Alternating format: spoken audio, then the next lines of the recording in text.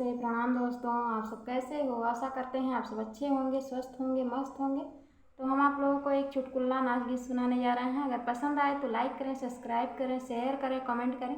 और यदि चैनल पे नए हैं तो प्लीज़ सब्सक्राइब कर लें ताकि आपको हमारा हर वीडियो मिल सके। मांगिया तहावे हमर काशी के सड़किया, हो से नूरवा हमरा ना, हो से नूरवा हमरा ना।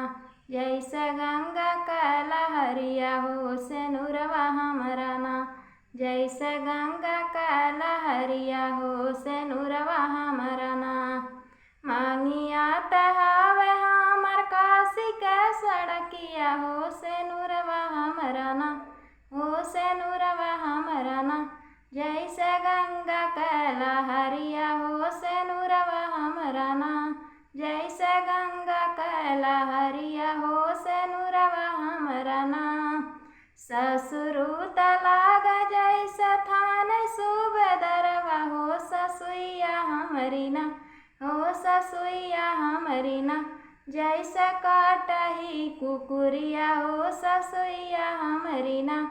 जैसे काटही कुकुरिया, हो ससुइया हमरी ना। मांगिया तहावे हमर काशी के सड़किया, हो से नूरवा हमरा ना, हो से नूरवा हमरा ना। जैसे गंगा का लहरिया, हो से नूरवा हमरा ना। मांगिया तहावे हमर काशी के सड़किया, हो से नूरवा हमरा ना, हो से नूरवा हमरा ना। जैसे गंगा का लहरिया, हो से नूरवा हमरा ना। जैसे गंगा का लहरिया, हो से नूरवा हमरा ना। जेठा उतलाग जैसे कॉलेज के टीचरवा, हो जेठनिया हमरी ना, हो जेठनिया हमरी ना। जैसे कोने के बिलरिया, हो जेठनिया हमरी ना। जैसे कोने के बिलरिया, हो जेठनिया हमरी ना। मांगिया तहावे हमर काशी के सड़किया, हो से नूरवा हमरा ना, हो से नूरवा हमरा ना।